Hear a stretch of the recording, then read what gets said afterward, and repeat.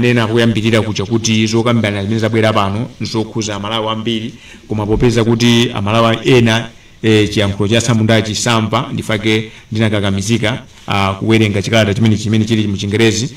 Chikalata chiso chili mu Chingerezi ponena kuti nthawi zambiri mu maofisimu timagwiritsa ntchito chiyankhulo chimenechi, ndiye ndimafuna nditambasule zimene ndimawerenga mu Chingerezi. Chikalata chimenechi chalembedwa pa 6 March mchaka chino cha 2025, ndipo chikupita ku anduna azamalonda amenewa ndi olemekezeka Engineer Vitumbiko Mumba. Komanso kalata yomweyi tayipereka kwa mkulu wongogwirizira wa kampani ya sugar yayikulu muno Malawi ya Irovo. Komanso kalata yomweyi tawatumizira tawagawirako a Vincent Nkhoma amene amayang'anira bungwe la CFTC amene ntchito yawo nkuonesa kuti pakhale chilungamo pochita malonda mdziko muno. Chikalata chimenechi chili pamutu onena kuti pafunika pachitike kanthu ndithu kuonena kuti tithane ndi vuto la sugar Malawi muno. Ife asidedi amene timayankhulira Malawi komanso amene timapanga kalondolondo pamene zinthu zikuyeneka kuyendera, tapanga chiganizo chowalembera anduna kalatayi poyambirira kuwafunira zabwino popeza kuti angowasamusa kumene kuchoka ku nduna ya zantchito nkubwera ku nduna ya zamalonda, koma ngakhale angosamuka kumene sadachite bobobo, abwera pa ground nkuyamba kugwira ntchito.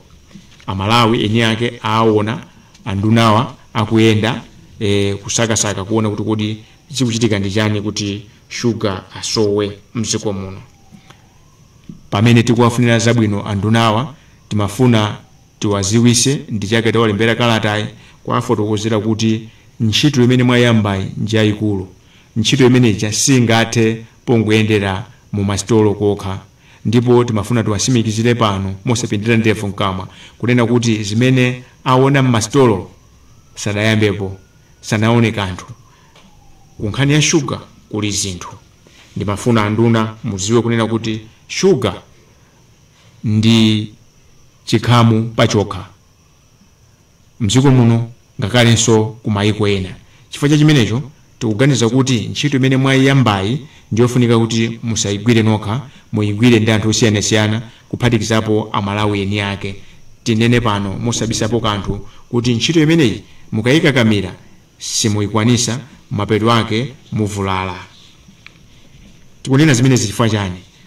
Tikunena pano mukudziwa kuti musuga muja mumayeneka kukhala michere yofunikira ngati vitamin A imene imafunika kwambiri mthupi mwa anthu, koma chifukwa chonena kuti sugar uja amagulisidwa ngati chitsulo cha ndege, amagulisidwa ngati kuti sapangidwa kumano ku Malawi, ndiye kuti pamenepo ngati dziko tikuamana anthu ena mwayi, ana ena mbadwa zina za dziko lino kuti azipeza mwayi wolandira opeza nawo vitamin, michere ya vitamin A. Ndanena kale kuti pamene tikulonjeza kuti tigwira ntchito limodzi, tigwirane ntchito limodzi tonse Amalawi ndi anduna a Vitumbiko Mumba kuti tithese chikhamu chimene chili ku sugar, pali zinthu zingapo zimene andunawo afunika kuti aziziwe. Choyambirira nchonena kuti mdziko muno chasanduka chizolowezi kunena kuti January, February, March ndi kumayambiro kwa April mumasowa sugar mdziko muno. Koma chodabwisa ndichopasa manyazi kwambiri nchonena kuti kampani zimene zimapanga sugazo zimapanga maphindu aphwamwama nthawi zina zake kupitirira 700%. Ndiye kumadabwa kuti kodi sugar ngati akusowa ndiye kuti akupangidwa ochepa. Akanakhala kuti opangawo sakupeza phindu ndiye bwezi kuti nkhasako kuti azifutikiranji kumapanga katundu oti sakugulisa, koma sugayo ngati akusowa ndiye kuti amachepa. Chifukwa chani kampani imene imapanga, kampani zimene zimapanga sugar sizifuna kuonjezera sugar wawo kuti sugar samasowe mdziko muno? Chifukwa chaka chatha Amalawi ndi ene yake ni mboni kuti takhala tikuyankhulanso nkhani za sugar. Mwina pongofuna kuwakumbutsa Amalawi amene amakonda kuyiwala, bungwe la sidedi nkhani ya sugar si alendo, takhala tikugwira ntchito zosiyanasiyana. Ndiye funso kumanena kuti ndifukwa chani chasanduka chizolowezi kuti January, February, March, April kuyambirira mdziko muno mumasowa sugar.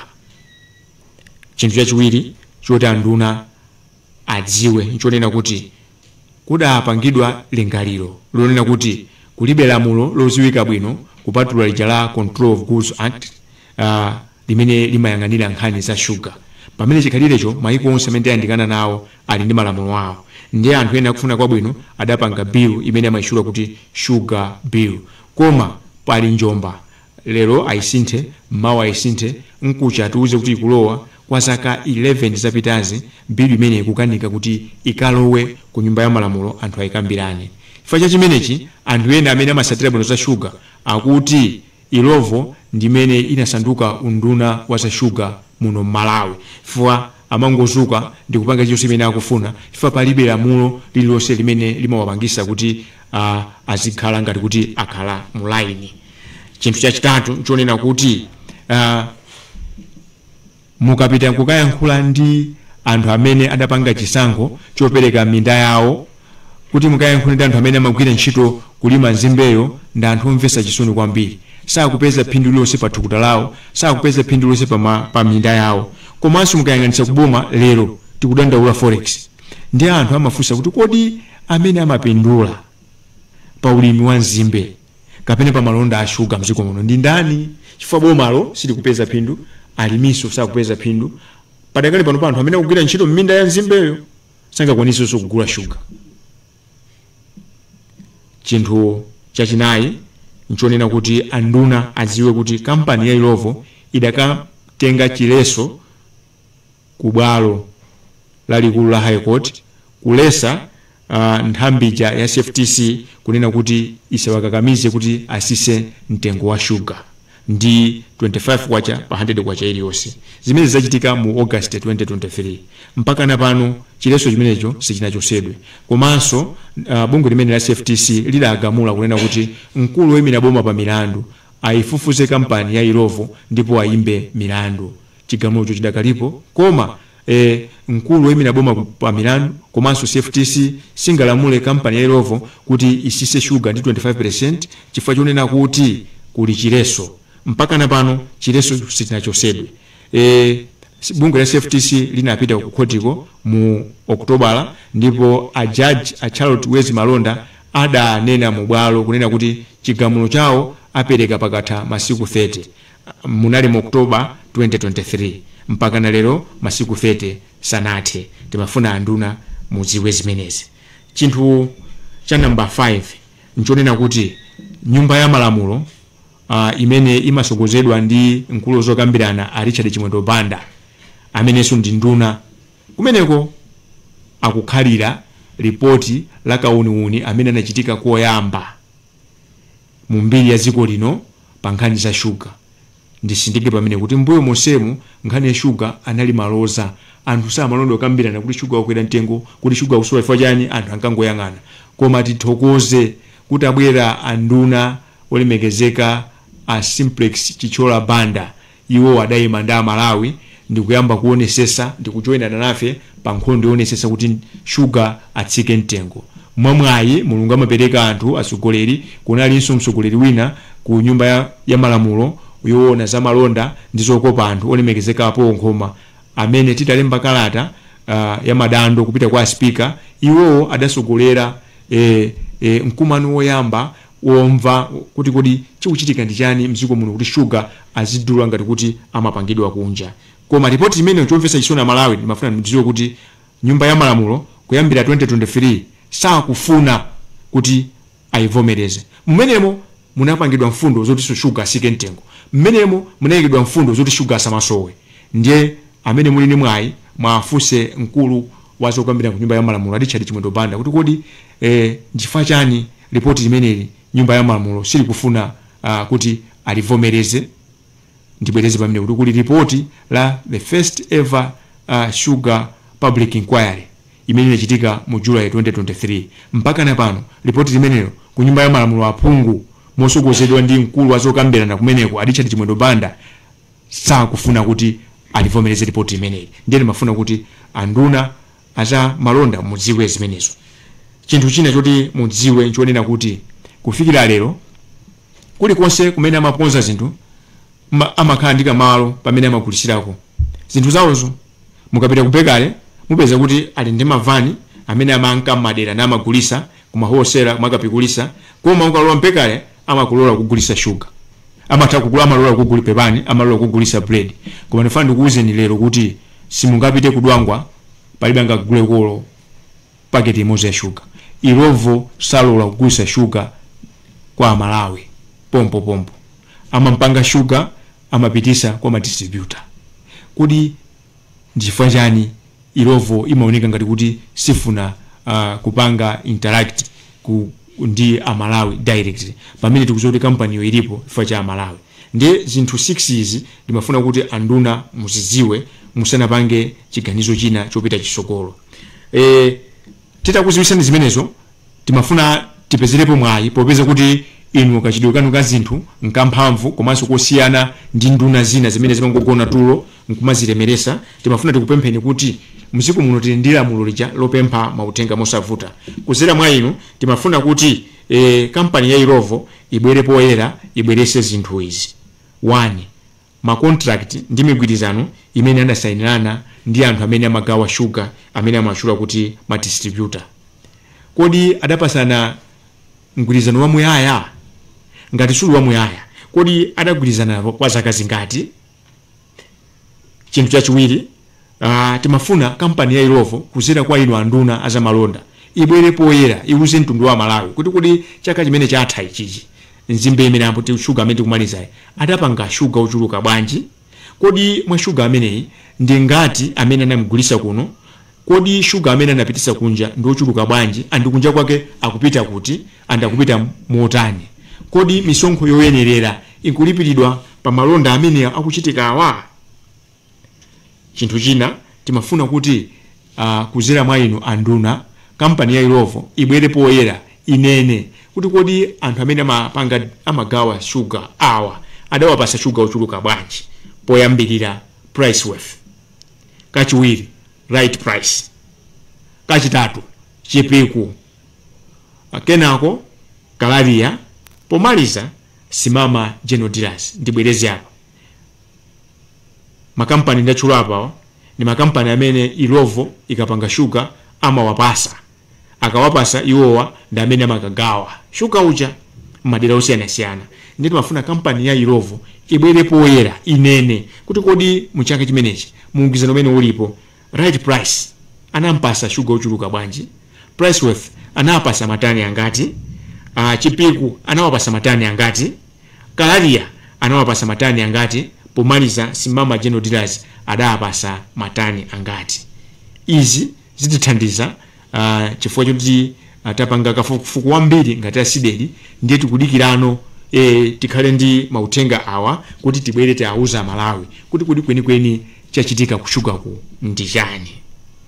Ife tikuganiza kuti malinga ndi mmene mwayambira Amalawi ambiri olemekezeka amumba akukondwa nanu, ndiye timaganiza kuti nkhani iyi simuyikhalira.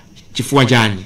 Kupatula kuti ndinu achidwi kuti mwaphule moto Amalawi pa moto, mulinso ndi kuthekera kuonena kuti mutithandiza tithandizane kuti chikhamu chimene chili ngati sugar chithe. Chifukwa chani nkhani imeneyi ili yofunikira? Ndimafuna mudziwe kunena kuti kupatula pa mafuta a galimoto sugar amakhuza kwambiri chuma cha dziko lino. Pa Chingerezi amati ali ndi multiplier effect. Choncho tikuganiza kuti kalata imeneyi simuyikhalira. Mukayikhalira zikhala zodabwisa fa padakale panopa chiyembekezo cha Malawi chili kwa inu. Ndipo Amalawi ambiri akunena mosapindira ndevu nkamwa, mosapshatira kuti akanakhala kuti mmene anachoka olemekezeka a Simplex Chihola Banda kunduna wa zamalonda kunabwera vitumbikwe mumba, lero Amalawi sugar sibweza kugula 2600. Ife sitikamba za black market, chifukwa tukamba pano za business yovomerezeka, za mitengo yovomerezeka sitingakambe pano. Ndikunena kuti mu kafukufuku amene achitika ku nyumba ya malamulo ife aside tinapita kukapanga kukafotokozera komiti imeneja kuti palibe chifukwa chonena kuti sugar zikwera mtengo mmene analili mucha. Tinali ndi maumboni mpaka na panopa nthawi imeneyoyo Irovo sanasusepo kanthu. Ndifake komitiyo inapereka chigamulo kuti sugar asisidwe mtengo. ndiye amalawi akufuna kwabwino, amalawi amene amakonda dziko lawo akunena kuti akanakhala kuti atachoka olemekezeka a Simplex Chihola Banda ku nduna umene uja, nthawi yomwe kunabwera a Vitumbiko Mumba, bwezi panopa sugar asanafike 2.6. chifukwa kuti 2.6 yo ndiyo chulukabe polingalira kuti sugar timapanga malawi momuno. Sugar yonso akapisa kunja amampitisa pa mtengo wozizira, zimene zikuyankha pano umboni ulipo. Komanso mungopita mukayang'ane ma statement yawo, airovo amapanga post ma statement yawo pa internet, mupite mukaone, mukapange masamu amaonesa pamene pa sugar amene akulisa mziko muno ndi sugar amene akulisa kunja. Mukapanga masamu akuonesera nintu kuti sugar amene amapitisa kunja amapitisa mochipa kwambiri. Nthawi imene tapanga kafukufuku timaonesa kuti sugar ali pa 1500 airovo amapitisa kunja sugar oja pa 500 kwacha. Chinthu china chimene Malawi tifunika zikambirana pano nchonena kuti nthawi yakwana kuti airovo azitiuza kunena kuti mitengo imene chamapanga bwanji, chifukwa titafusa alimi amene amalima nzimbe ku Chikwawa, ku Salima ndi ku Nkhotakota amanena kuti amawalipira pa kilo la sugar. Nthawi imeneyo amawalipira 500 kwacha ngati sindikulakwisa, komano nthawi imene sugar nkuti ali pa 1.5. Now chimene sitimauzidwa Malawi nchonena kuti nzimbe pa Chingerezi amanena kuti is a high value crop. Akaitenga nzimbe ija akakaifinya mumatuluka madziwo na amene amapanga sugar wa mabulu amene tikunziwa uja. Madzi ena sapanga mabulu, madzi osapanga mabuluwo amachosako ethanol. Ethanol yo amakhala pa magawo awiri, pali ethanol wina amagwisa ntchito ma factory kuchapita zisulo amene yosadyedwa, ndi pali ethanol wina amapangira zakumwa zija zimene timatipangisa kuti tizivina madansi zakumwa zaukali. Kuchoka pamenepo amachosako zinthu zina zimene amapasa zakudya za ng'ombe, amachosakonso zinthu zina zimene amapanga tala nkumagulisa. Zosala zinazo amakazipanga process nkumapangira magesi. Nde anduna nimafuna apati fasepo tichedwepo kunena kuti mwina timafunika tipange kalondolondo kuti kodi phindu limene limapezeka kuma products enawa kupatula granulated sugar, granulated sucrose, kodi phindu limeneli silikuyeneranso kuti lizikafika kwa mlimi unja? Kodi phindu limeneli silikuyeneranso lizikafikanso kuboma? Kodi phindu limeneli silikuyeneka kuti lizikafikanso kwa uja akupalira nzimbe uja? If we are serious about the sugar issue in Malawi, these are the issues that we need to discuss. These are the issues that should dominate the public discourse. Ndezikatere kumankhala tima intimidation tingono. Airovo amalipira nsonko, it is an obligation. Aliyese nikuyenika kulipira nsonko. Komano kulipira nsonko is not that you are insulated, that you should not be held to account. No, this is an open society. Malawi is a democratic society where players both in the private and public sector ought to play according to the rules of the game. What I'm saying here is sugarcane is a high value crop that apart from the granulated sucrose, there is what is known as ethanol that is divided into two. We have got edible and industrial ethanol. There is bituminous that is made from there. There are molasses that are used to feed animals, and there is electricity that is generated. Therefore, there are a lot of proceeds that stem from the sugarcane. But the question is, all these proceeds trickling down to the poor farmer? Do they trickle down to the poor worker? Amene akuvutika ndi zuwa ndi mvula. So if you are really serious about addressing the sugar issues, these are the issues that should dominate the public discourse. I don't intend to dominate the conversation. I'm not alone. Pano ndenzanga ndikuganiza kuti mawa uno amene yakuyimirira amayi onse komanso akuyimirira asikana komanso achinyamata. Kodi sugar akavuta zimatanthauza chani ku miyoyo ya Malawi? Zikomo kwambiri Omega. Zikomo kwambiri. nkhani ya sugar ikuoneka ngati nkhani yankhambaka mwachabe koma ndi nkhani yofunikira kwambiri chifukwa sugar ndi chinthu chofunikira kwambiri mmoyo mwathu. Ngati tikadzuka mamawa timafunika timwe tii, ana amafunika phala. Ndiye ngati mu phala situika mu sugar ndekuti ana sangapite ku sukulu phala akana kudya ndithu. Ndiye timafuna ndithu tiafunse ailovo kwena kuti sugar mbangidwa malimo muno koma ndokwera mtengo. Even anthu ena m'mamidzimu phala kumathira chani akumathira bucks zimene zili zinthu zosayenera ndithu pamoyo wa munthu zikhoza kubweretsa vuto pamoyo wa munthu. Ndiyeno ngatiso sugar alokwera mtengo ndiye kuti zinthu zimene zimapangidwa ndi sugar zikhala zokwera chani zikhala zokwera mtengo nthawi ndi nthawi. Ndiye fe dandaulo lathu tifuna tafunse ndithu ailovo kuti atiyankhe kuti chifukwa chani sugar alokwera mtengo pamene amapangidwa m'Malawi muno. Chifukwa mu sugar mudziwa kale mu vitamin A amene amagwira ntchito kuthupi la munthu. Ngati sobo yemweyo timapangira sugar pali thobwa amafunika sugar. Ndenga zinthu zimene zizi sugar palibe ndiye kuti anthu business siyenda ayi zikomo kwambiri. Sugar akasowa kumakhala mavuto chifukwa kuli thobwa kuli mandasi kuli madonasi ngakhale anzathu amene amakonda bibidawa amagwisanso ntchito sugar yemweyo. So timaganiza kuti nkhani ili apa it's not only a trade issue, it is a finance issue. Therefore, I thought I should make a personal appeal to the Minister of Finance. Maybe you should consider joining hands with Honorable Mumba to see how best these issues can be resolved. Uno ndi msonkhano wathu lankhani mundilole kuti tikwaniritse kuti msonkhano wathu lankhani tisegule bwaloli nkutheka kuti muli ndi mafunso pena simudamve bwino pena tinayankhula chikhukuza. The floor is open. Mutifunse mafunso. Mukatenga chinkuza mawu munena dzina lanu ndi nyumba imene mukuyimirira mawu uno. Zikomo kwambiri.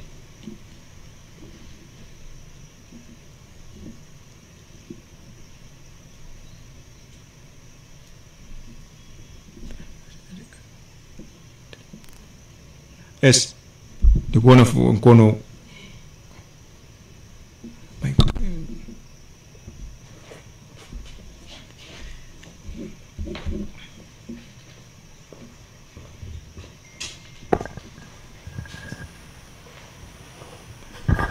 Yes, you have the floor. Leya Malekano ochokera ku Zodiac. Funso langa silapatali kwambiri. Timangofuna mwina tingodziwa kuti anthu mwina pena kamabwera kwathu lankhani ndi statement imakhala kuti anthu amene akufunawo sanafikire, anthu akungomva mwina kudzera pa wireless kapena pakanema. Vitumbiko Mumba mwina timafuna tidziwe ngati asidedi fa nkhani ya sugar munayiyamba kale munafikira munakumanapo nawo mwina nkukambitsana pa nkhani ya sugar. Chachiwiri mwakambanso za kuchedwa kotulutsa report ku nyumba ya malamulo ya nkhani ya sugar inquiry imene inachitika kalekale. Tikukumbukira bwino lino kuti munayiyambitsanso nkhani imeneyo nthawi imeneyo munali inu.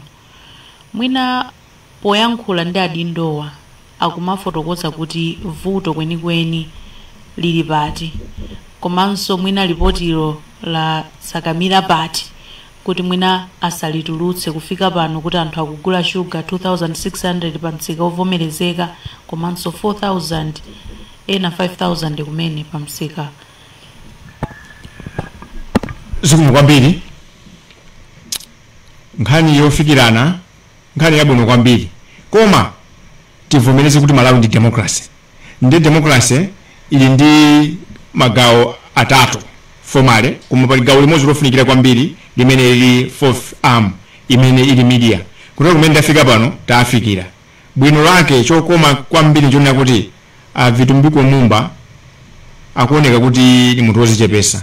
Ngati angayambe kuzikweza ngati angayambe kusimbwa ndiye pakhala koyamba komweka. Ndi munthu amene amati amakhulupirira ntchito za makono zofalitsa mauthenga. Ndi mukati kwafikira ndinene pano kuti taafikira. Kalata ndiye pa 6 kalata ita apasa ali nayo. ndezi ndiwo asankhe kuti akhalenga tisanayilandire izo ziti ndiwo, koma mukayang'ana akayenda amakapanga post pa tsamba la mchezo lawo, kusonyeza kuti munthu amene amagwisa ntchito amene ali social media friendly sanganene kuti kumutumizira kalata pa WhatsApp ndiye kuti kalata sinafike. 2. Bungwe la SIDED is a serious and credible organization. Ndikunena panopa kalata yafika kale ku office kwawo with proof kuti kalata yarani yaperekedwa hard copy, koma kalata ndinawapasa zulo umboni ulipo. Choncho ife sitimakonda kubwera kumazapanga za nchezera because Omega ananena kuti we are touching on a serious issue and no serious and sane government would play hide and seek with sugar because it comes second to fuel as far as issues of multiplier effect on the economy. So we are dealing with a serious matter here. So there, be rest assured, a minister akuziwa ku FTC akudziwa and apanga knowledge kuti alandira kumene kwasala kumene titibe we are not sure ndi Irovo we are making an effort kuti sukata itani ayilandire. Nkhani ya sugar bill mayi ndifuna ndikuuze nanena kuti sindikuzowa kuti chichewa cha katero ndi chani mundithandize koma ndinagwisa ntchito chikhamu ndikachikhalidwe kena kake kuti mwafusa Irovo lero akuza ndi sugar alipo kuti mufuse sugar kuti ndinapanga siku imene amumba amayenda ineso ndinkayenda and nthawi imene amafika ku chipiku nkuti sindikuti ndizilowa ndachita kubwerera kuti tisakhale ngati kuti tikuyendera zofanana. Ndinafika ku Kanengo kuli warehouse ya Irovo kumeneko analemba kuti working hours ndi Monday to Friday, koma siku limene nafika kumenekoli napeza kuti nafika ku 11 o'clock gada mandiuza kuti kunoko anthu kulibe achoka. It was a Tuesday. Anthu achoka. Anthu akuchoka Tuesday ngati sali Wednesday. Anthu akuchoka nthawi yogwira ntchito abwera liti akuti Friday ndiye kuti sugar azayamba kulisa Saturday. Mmene mukuteromo mashopu ambiri mulilongwe sugar mulibe. Koma ku Irovo ku warehouse ya Kanengo sugar aliko koma anthu ogwira ntchito kulibe. Komanso sugar ngakhala aliko sugar isangangochoka kumene uja akafike pa okala ya munthu akwene kuti aduse kwa madistributor. Ndipo madistributor onse tachulaja amene distributor akuziwika kuti amagawa sugar ndi mmodzi. Ndipo kumafuza kuti kuli ena wa sugar wa mapitisa kuti Irovo ali ndi mgwirizano kuti ma supermarket ya azitenga sugar direct. Ndiye ndakuuza kuti akuti from Tuesday kuzafika Friday anthu ogwira ntchito ku warehouse ya Irovo ku Kanengo achokapo. That means they are keeping the city or the country at ransom up until waja akabwirira kumene kuko sugar yambe kupezeka. Now kunkhani ya bill, the last time unaiona bill ndinawo madraft awiri atatu.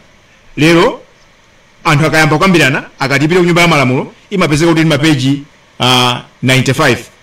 Siku lile mukapeza kuti mapeji 35. Siku napita poyamba inali ku Ministry of Justice kwa Attorney General adaicho sako ayipitisa kwa agriculture. Ndiye ili kwa agriculture ndinapita mu 2023 nakapeza mu boardroom akuiunikanso koma ndinapeza kuti ali pa page 187. So mutakuona kuti pali njomba kwambiri. Lero wina akatimwikepo izi wina mabwera nzake tichoserezi. Wina akatakate akayimaliza akagwirizana kuti panopa tikupita mukayang'ane mu July 2022 kunalembedwa nkhani mu newspaper ina kunena kuti munkumano uno ku nyumba ya malamulo bill ya sugar tikakambira ndipo ikadusa 2022. It is reported, it is documented. Koma kusafika lero akuti akuigwirabe. Ndiye lero ikachoka ku justice ikumapita ku agriculture. Ikachoka ku agriculture ikubwera ku justice. Ikamatere ikungosintha mapeji. The last time I checked napeza kugwira anali pa page 187.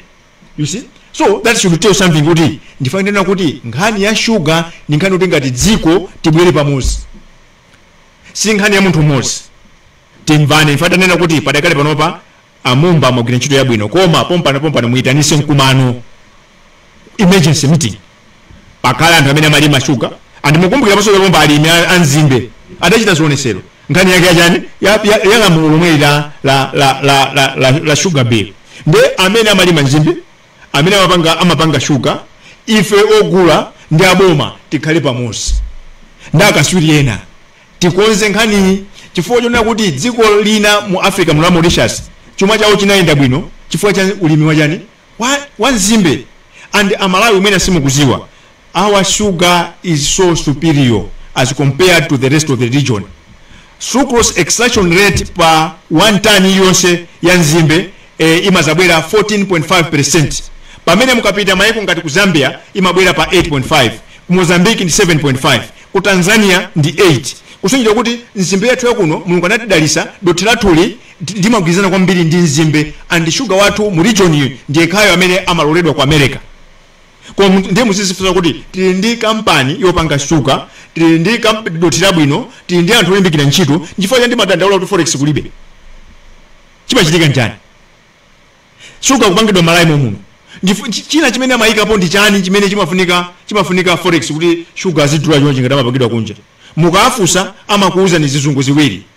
It is capital intensive business. Amayankhula zimenezo. Ati kuti mumange kampani yopanga chifactory chopanga sugar zimafika ndalama zambiri mbiri. Ndiye mufuza kuti chifactory chimango chimangabe. Chimeje ndamangidwa cha 1950s. Chingachifunika ni maintenance mpakana izika maintenance yo imapanga warranty imakwanira ngati kuti mkumanga so factory ina. Nifanena kuti this is a cartel. Ndipo Amalawi ngati sitigwirana manja kumasula cartel iyi tipitira kuvutika tipitira kujeredwa masuku pa mutu. Zomvesa isoni zona kuti ndinene pano kuti asogolera athu andale ndi amene amasogolera zinthu izi. Zonse zimene abweresa poera amumba izi asogolera andale onso amaziziwa. Disindike kuti zonse sizingateke ilovo kaya distributor azisunga sugar Malawi muno anthu andale osaziwa. No. Osateka. Then ngati samaziwadi we are not safe as a country. Ndibwereze pamenepo. So to answer your question precisely, personal interest, selfish interest. Anthu akupindula kwambiri ngati ma individuals. Kuma as a country we are losing big time ku sugar industry. Ndapereka chisanzo chabwino kale Mauritius inapanga develop chifukwa cha sugar. Akana kakula anthu athu amakhala serious. In fact upush kuti pa chisankho ichichi chimene chikubwerachi sugar should be an issue. Yona kuti muzauze ya Malawi kunena kuti nkhani ya mafuta sugar muthana nayo bwanji. Because it doesn't make sense company yetu mapanga profit year in year out akukanika kupanga increase production. Mena nkamanga factory ja population ya Malawi is 6 million. Pano pati 22 million. Kuma mukafuse production now is around 300,000. Why? Akana kakula sugar ja kampanga saa kugulisa fair and good. Bwezi kuti azonjezera nji sugar popeza saa kugulisa. Kuma kupanga profit amapanga declares public information every year amapanga profit. Why don't they want to expand? Why? These are the questions Malawians we should ask. We should wake up. So nkhani imene yoyo leya muitenge mukafusa adichali chimodopanda. Tatuuzeni anamiwa kuti kuli sugar bill ili pati. Chikuchitika ndi chani kuti muzingochita njomba. Mwe muti mzibweresa mabilo opanda pake ati age bill ati chani. These are the serious issues as a country we should spend our energy and time on. Mwafusa adichali chimodopanda lewa kuuse. Kuti where are we?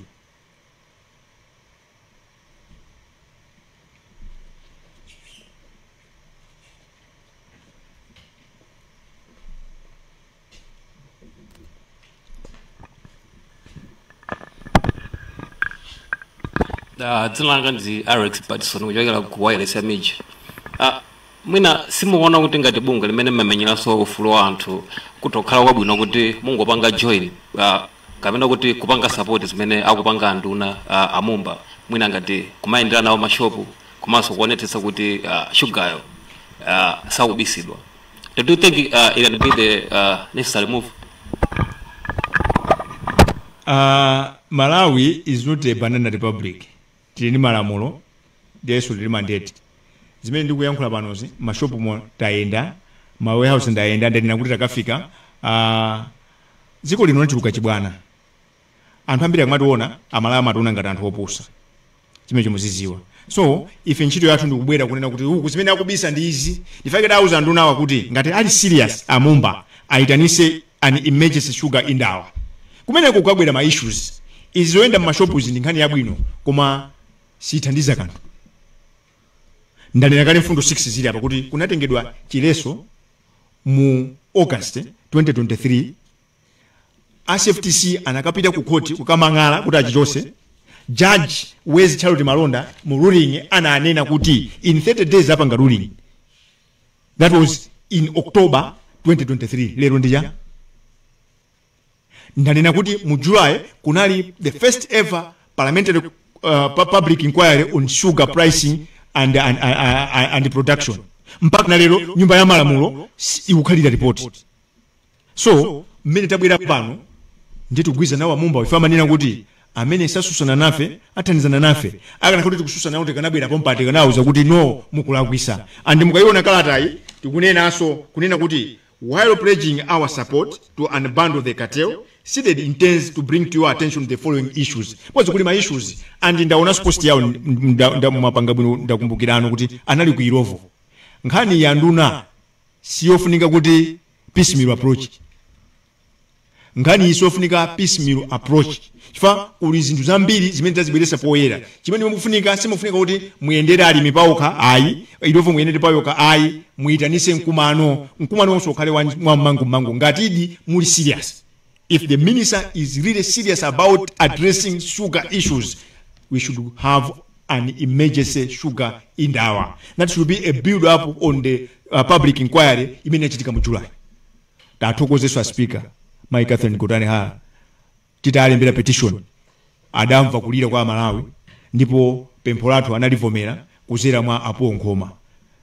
Tina Irovo adayitanidwa mbali zonse zidabwera. Ndiye nkhani iyi ndiyo makambira kuchipinda amumba tifane kuuze kuti nkhani ya sugar we are supporting you koma we support you to a certain extent. Ndinene pano ngati machitidwe anu saonesa kuti you are doing it for the to defend and save public interest, if support yatu tizapanga withdraw.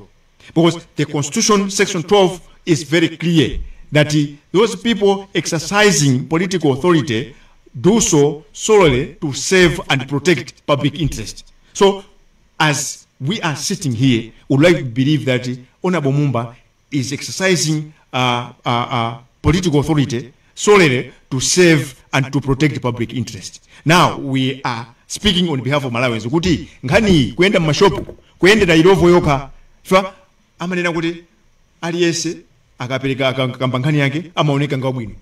Ampo until utamva the other side. Now wina akambe zake huku tisokoneza. We don't have the time. We don't have the luxury of the time.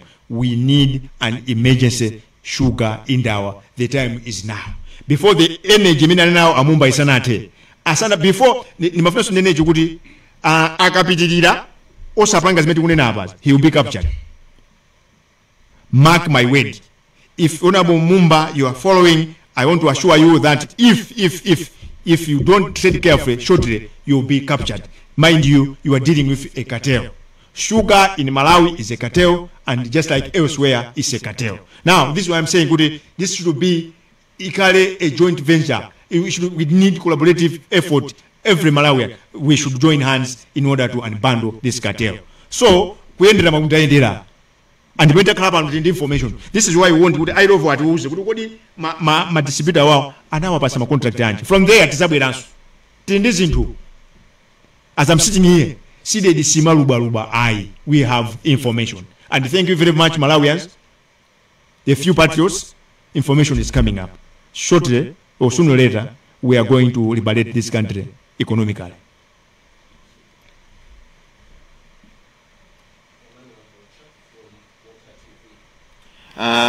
Inu ngati bungwe limodzi lomenyera ufulu wa Malawi, mkulankhula kwanu munakamba kunena kuti kampani ya Irovo ikupindula kwambiri pa ulimi umenewu wa sugar, koma anthu awo amene akugwira ntchito akumeneku sakupindula, akuzunzika.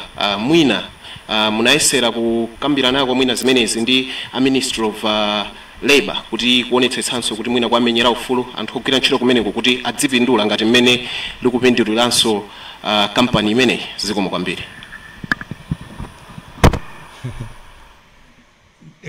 Fuso limene uyankhulake njimozi imene anafunsa kutena kuti anthu akuona zimene zimachitika poyera fa Irovo angogwira ntchito yawo ndi Amalawi tomwe ndi abale athu ndi makolo athu ndi azimwene athu ndi makolo athu ndi abale athu mmene mavuto malawi panopa aliyense ogwira ntchito malawi akuvutika sikunda kuirovo okaya tikatine kuti ndi airovo okha amene akuvutika ndiye tikunama and asidedi sitimakonda kumayankhula zinthu yongofuna kungoyankhula nkhani yonena kuti za malamulo aleba aliyense akudziziwa kumene konso kuli anduna akulebako nawonso atengera chitsanzo chabwino adimba ndaona now is full of energy is jumping up and down. I mean, these are the leaders we want. Usati munthu basi kale moto makangoyendera kuzibwenzi makachaso no.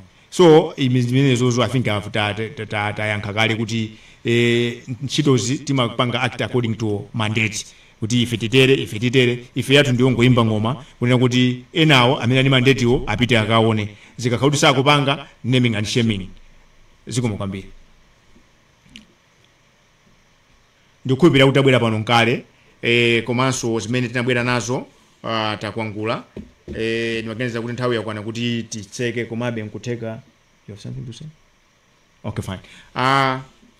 Pomaliza penipeni ndisindike kunena kuti mavuto a suga malawi muno ngaakulu sangangotha ndi kuthamanga apo ndi apo kuyenda kunkofunikira ndipo kwathandiza ndipo ife tikuthokoza chifukwa ife asidedi Malawi akamatsekerera ife timaseka, Malawi akamalira ife timalira, ndi kuyenda kwa nduna kwathandiza kwambiri ndipo ife tikuombirani manja ndipo tilipo tigwiranani ntchito koma zifunika kuti mbali zonse zibwere pamodzi mutengere chitsanzo chabwino ntchito imene anayamba olemekezeka a Simplix Chichola Banda. You know, we at Decided we are not in the business of flattering people. Timangonena facts. These are facts. Simeni tukamba hapa. We're not here to flatter anyone. Sinabwere pano kuti timukomese munthu koma tingonena zoona zake zimene zili ni maumboni. Choncho mumba mutengere pesi imene anasiya olemekezeka Simplix Chichola muitanise mkumano wa pompo mwayamba bwino. Zipaso zimene zaoneka apa zisanapite chifukwa ngati sipachitika china chilichonse musunge mawawa posedwa pompa shuga ujasowa akasowa ndi asowa zenizeni azafika pona kuti mwina package zafika 10,000 ndiye sanafika kumeneko tifuna nsonkhano wa pompo. Chinthu chachiwiri nchonena kuti irovo iphunzire mapanga zinthu zake poyera. Tikuziwa kuti chidwi chawo ndi ma interest kuti azipanga ma profit koma aziwe kuti irovo is there because Malawians exist. So aphunzire kumapanga zinthu zona kuti tiziona poyera.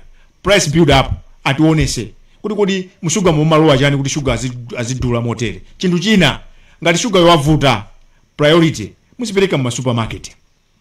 Akambisa amumba alipo akaulula kuti sugar yorani wabisidwa. So zomanena kuti sugar alipo kumasa kuoneka zimenezo zithe nde bwana mumba tinabwera pano poyera tikanangolembera na message kapandika na kuimbira ni phone Amalawi sakanadziwa komanso ndinafuna nditengerepo mwayi kuna kuti ndikuthokozeni poyera pano ntchito imene mukuyigwira koma ntchito simunayambe pa nkhani ya shuga.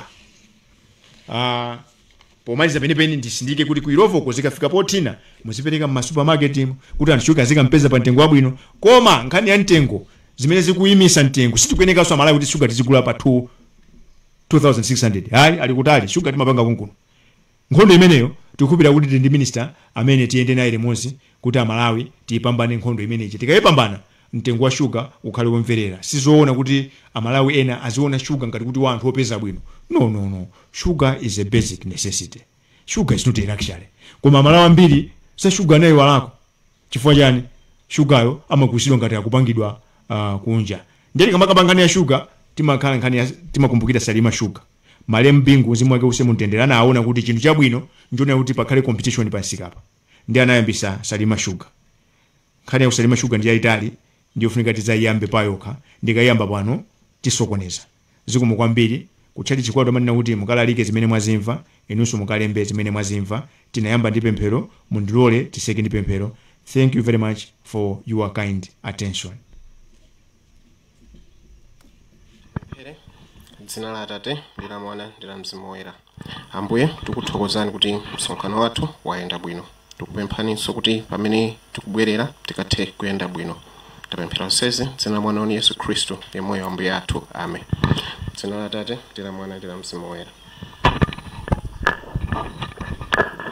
Umonso ndi mmene tamalizira mu mzinda wa Lilongwe pamene bungwe la SEDED limachititsa msonkhano wa atolankhani maka pa nkhani yokhudzana ndi kagulitsidwe ka shuga komanso kapezekeredwe ka shuga muno m'Malawi. Ndikukhulupirira kuti tamvera bwino lino zimene ndithu bungwe limene linatitengera.